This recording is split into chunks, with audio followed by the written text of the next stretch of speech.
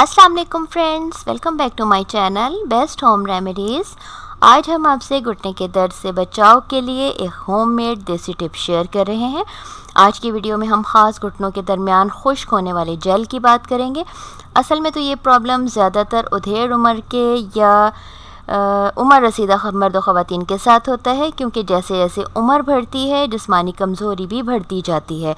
جسم میں بہت سے ضروری غذائی اجزاء کی کمی ہو جاتی ہے، جیسا کہ کیلشیم ہے، آئرن، فولک ایسڈ، پروٹین اور دیگر وٹامنس اور منرلز وغیرہ۔ یہ پرابلم اس لیے بھی ہوتا ہے کہ ہم متوازن غذا کا استعمال نہیں کرتے، مناسب ایکسرسائز نہیں کرتے، جو جسم کے مسلز کے ساتھ ساتھ جوڑوں کو بھی تندرست رکھتی ہے۔ سستی کاہلی کا شکار ہونے سے وزن میں اضافہ ہو جاتا ہے، جو گھٹنوں پر اضافی بوجھ کے علاوہ درد کا سبب بھی بن جاتا ہے۔ اس کے علاوہ فاسٹ فوڈ ہے جن کا استعمال ہم بہت زیادہ کرنے لگے ہیں، یہ بھی زیادہ سالٹی ہونے کی وجہ سے جسم میں یورک ایسڈ بڑھا دیتے ہیں۔ فزی ڈرنکس ہیں جو کیلشیم کی کمی کا سبب بنتے ہیں، اور یورک ایسڈ بڑھنے کی وجہ سے جوڑ مستقل طور پر درد میں مبتلا ہو جاتے ہیں۔ گھٹنوں کی جیل کے ختم ہونے کی ایک وجہ خشکی بھی ہے، سردی کے موسم میں یہ پرابلم زیادہ ہوتا ہے۔ اس کے علاوہ بھی اگر ہم روزمرہ خوراک میں مناسب مقدار میں چکنائی نہیں لیتے، پانی کا استعمال کم کرتے ہیں یا فائبر ہماری خوراک میں شامل نہیں ہوتا، تو بھی ہمارے جسم میں خشکی بڑھ جاتی ہے، جو معدے اور دیگر اجزاء کے ساتھ ساتھ براہ راست جوڑوں پر بھی اثر انداز ہوتی ہے۔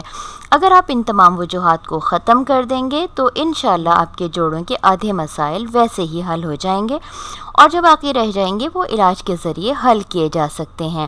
علاج اس کے لیے بہت سادہ ہے۔ آپ کو ایک سادہ سا پاؤڈر تیار کرنا ہے، جس کے لیے آپ کو ان اجزاء کی ضرورت ہوگی: ستاور 50 گرام، موسلی سفید انڈین 50 گرام، اور کوزہ مصری یا جسے مصری کہتے ہیں وہ بھی 50 گرام۔ شوگر کے مریض مصری کے بغیر استعمال کر سکتے ہیں۔ طریقہ کار یہ ہے کہ اگر آپ تینوں اجزاء لے رہے ہیں تو ہم وزن لے کے اسے باریک پیس کر صفوف بنا لیں، یعنی پاؤڈر بنا لیں۔ یہ پاؤڈر 1/4 سے آدھی چائے کی چمچ نیم گرم دودھ کے ساتھ صبح شام کھانے کے 1 گھنٹے بعد لیں۔ 3 ہفتے تک لگاتار اس کا استعمال جاری رکھیں۔ امید ہے کہ اس دوران آپ کا مسئلہ حل ہو جائے گا، لیکن اگر نہیں ہوتا تو آپ اس کا ایک کورس مزید ریپیٹ کر سکتے ہیں۔ بلڈ پریشر کے مریض بھی اسے بلا خوف و خطر استعمال کر سکتے ہیں، اس کے کوئی سائیڈ ایفیکٹس نہیں ہیں۔